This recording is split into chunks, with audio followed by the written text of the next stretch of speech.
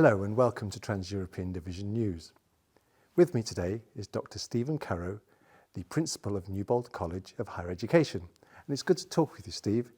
And I'm talking to you in the context of the story of your role, your life in Christian education. How did it begin? Well, David, that's a very good question. I actually had one of my lecturers at a pastors' meeting come up and ask if anyone was interested in teaching Bible overseas. It was a euphemism for anyone interested in going to a place like Fulton College in Fiji in ministerial education. And my first response was, no, but I wasn't the one he was actually asking at the table. He asked someone else, then he asked me. And I went back to him a bit later and said, so what are you meaning? And I said, well, I'll go and talk to my wife and I'll get back to you. Well, I didn't actually get back to him, but the next thing I knew, I had the president of my conference sitting in my office and shutting the door, and I knew exactly what was coming. So it's been a long journey. We've been at Fulton College in Fiji twice. I went from Fulton the first time to Pacific Adventist College, now university, in Papua New Guinea. I've also been at Avondale University twice, and I've been here at Newbold twice. So I'm intrigued, the twice business. They call you back. There must be something significant about that. Well, that's an interesting conversation we can probably have, and there are probably many layers to that particular conversation. Certainly coming back to Newbold was to try and fill in the hole of making sure we had some expertise in pastoral studies. Pastoral studies was a key focus of the restructuring, and there is a shortage of people who are able to teach pastoral studies from an academic and professional perspective. And this is a challenge right around the world. It's not just a challenge we have here at Newbold. We didn't used to have this challenge. We've had a very good base previously, but that was part of the reason for coming back. And so you've obviously got a heart for the pastor, for being a pastor, for teaching someone to be a pastor. Very much. I really appreciate the fact that one of the rewards you get in this job is that when you come back to a place like Newbold, after being 10 years away, you suddenly see some of your graduates holding significant positions of responsibility and performing great ministry, just what the church needs. And as you can see the development of those students from the day they walked in to what they're doing now, you know that God has been blessing them and, by inference, blessing you and the ministry you had. Did your teaching change and progress over the years? You started out teaching the pastors in one way, and now here in Europe you teach in a different way? Look, in pastoral ministry, context is everything. And it's really important to make sure that you're trying to move with the context. It's equally important in higher education to understand that the students are travelling with you, that they're actually able to teach you while you're also teaching them. So it's not as if I'm the sage on the stage. I'm working much more as the guide by the side. Okay. And one of the key things you've got to try and do in any sort of ministry and in education is you've got to enter the world of the person you're working with. And for me, that's a really powerful image of what we need to be portraying in our teaching and portraying in our ministry. What are some critical issues for being a pastor in Europe today in terms of skill set?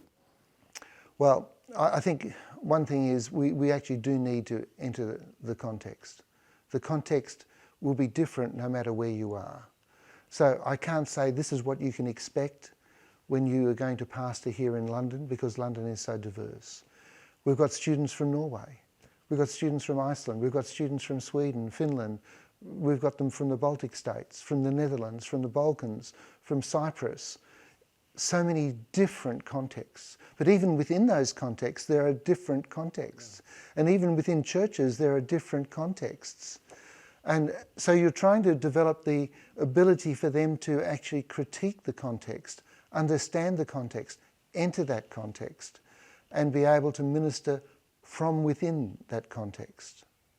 So That for me is a skill that is going to continue to endure, but the context will always change. Is that sometimes a tension when the global church sometimes comes across with the idea that one size fits all? Very big tension. And, the concept of actually entering someone's world challenges that concept very, very definitely.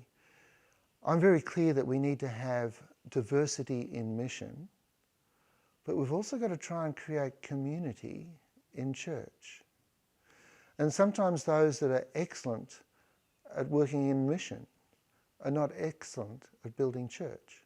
And those that are excellent at building church may not always be the ones to be diverse in mission. And we've got that tension that comes through there. But the New Testament is very clear that we need both, the diversity and yet the community. And the community is not uniformity, because the community in itself is still a diverse community. You're involved in leadership, you're an administrator, administrative leadership. How's that been? How do you enjoy it?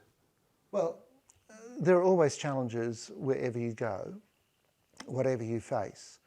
I have enjoyed trying to engage with those challenges, and I have enjoyed trying to take institutions to a new level and trying to continue the professionalisation of education and making sure that we are current in what is happening in the world around us, that we have credible accreditation, and that we are producing a product that is fit for purpose in the society in which we're working. One of the challenges of any institution, and let's remember when I came back to Newbold, this was post-Brexit, this was post-COVID, this was post-restructuring, right? A lot to try and work through. But one of the challenges you have of any institution is that the institution doesn't exist just for itself. Mm-hmm. It doesn't have its own identity that needs to be continued to prosper and grow and expand. The institution, especially a faith-based institution, is here for service. So to be able to help the institution see the bigger picture, not just their own interests or their own academic pursuits or their own comfort, we need to keep trying to make sure that we're connecting with our stakeholders, and our stakeholders are bigger than just our students. Our stakeholders are our employers, it's our constituency that supports us, but we've also got to connect with a wider higher education community, because we just don't exist in an island. We're in a very regulated space. There are many things that may be being done by government that will actually impact what we need to do. And there's many things going on in society. You know, who would have thought that AI would have had such a big impact, the impact that's had in the last 2 or 3 years?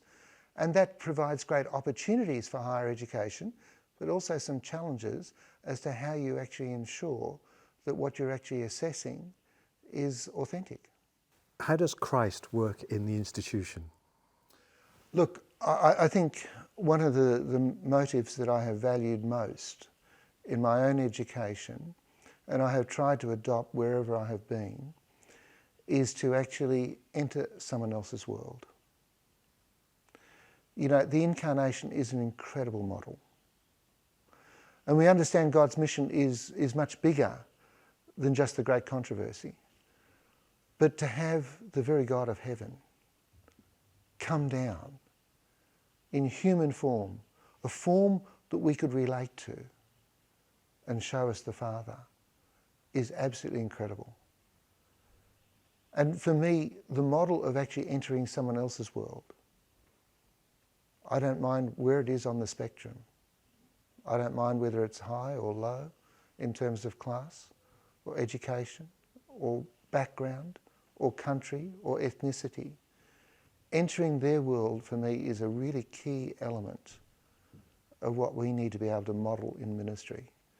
You know, we often talk about the Great Commission being Matthew 28. There's also a Great Commission in Mark and Luke and John. And I would suggest the Luke one is actually Acts 1:8, the beginning of the second part of his historical account. But I want to focus on John 20:21. As the Father has sent me, so send I you. And that for me is a very, very succinct statement that has an incredibly broad implication. Because that's the incarnation. And to actually do ministry, you've got to enter people's worlds. So the administrator, the professor, the pastor, at the core of their leadership is the incarnational ministry of Christ. I really believe so. And for me, that's a value I want to try and communicate to all the students.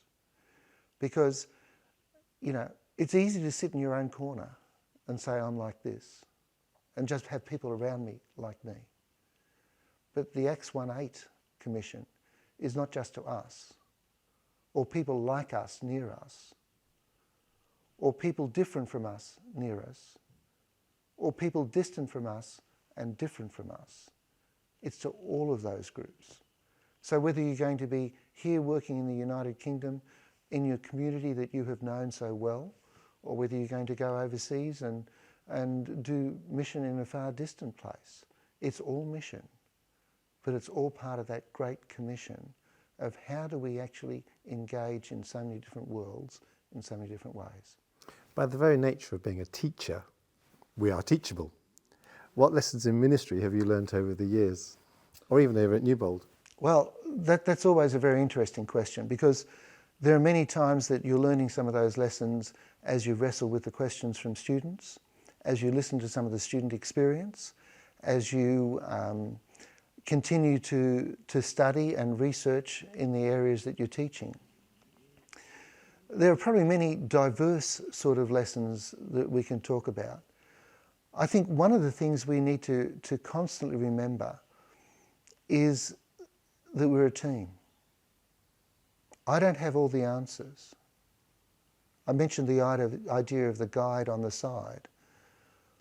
But although practical theology and pastoral ministry is a certain sub-discipline, I still need the expertise of my colleagues in biblical studies and theological studies. Their insights enrich what I can do in my area. And the ability to have that mutual respect for each other is a vital characteristic of what goes on. And really, in my ministry, I have worked at Newbold longer than I have worked anywhere else. Right? It's in 2 stints. It's longer than it was 2 stints in Fiji. I've worked in Australia in 3 stints, but that's still less than the time I've worked at either Fulton or Newbold. And one of the things I really valued about Newbold was the ability to have robust discussions for the good of the institution, for the good of the students, and still walk out of those discussions as professional colleagues. We had some great giants that I've worked with. And, you can talk about Lawrence Turner, you can talk about Mike Pearson, you can talk about Gunnar Pedersen. And there are others that we could continue to name who've had an impact on me in my process. The person who first found me for teaching was Arthur Furch. What Arthur Furch taught me in his short life that he worked with me was something that was absolutely foundational to understanding the processes of accreditation, to understanding the way in which you can continue to engage. And my experience at Newbold was so rich in actually working through some of this administrative curriculum design, accreditation processes, quality assurance reporting, that when I went to Fiji, the Pacific was starting to introduce these things. And so my work in Fiji was not just at Fulton, but you're actually contributing not only nationally, but regionally to the whole process of embedding the things that I had learnt here working at Newbold. And that was a very rich experience. And I'm still asked from time to time to do things in the Pacific because of that opportunity that we had, what I was able to learn about how to deliver things. And, I wish I knew some of that when I started out. Got it. Got to ask this question. If I wanted to be a pastor today, circa 2025, and the next few years onwards in Europe, why would I still want to be a pastor? Why is ministry still worth it? There is nothing greater than seeing people accept Jesus as their Saviour. There is nothing more rewarding than seeing the change in their lives. And they are so excited about it. I love that. And I think that's what you want to still hear and see in ministry. And to see people growing in their own ability to minister is great. Because unless people are involved in a congregation, it's very hard for them to go and be involved in a community. We've got to build confidence and capacity inside to give them the skills and strength and courage to go outside. And when you can see those transitions, you know that you've achieved something. And so for me, ministry is still a really exciting place to be, because you're seeing people that you're seeing grow and become something more towards what God wants them to be. Steve Currow back in Australia, over the next few years, what would you like to do in terms of, I've still got things to do? Oh, well, it's an exciting question when you ask after 45 years of ministry. Do you want to write? Do you want to teach? Do you want to minister? What's the dream? Yes. Right, got it. No, let's be serious. I would be very happy to still do some teaching. I'd be very happy to still do some supervising of research. And those are things that I have enjoyed doing. I find that really exciting as you work with students doing that. I'd be quite happy to still be preaching. I'd be quite happy to still be involved in local churches. There are a number of things that I'm waiting to write. There's been so much I've done in certain areas, and you know there's so much more to do, and there's so much more material you've got to do. You've just got to find the time. And, you know, over the next little while, I hope I can achieve some of that. Well, to you and Narissa, as you return to Australia, every blessing, and thanks for your time here at Newbold.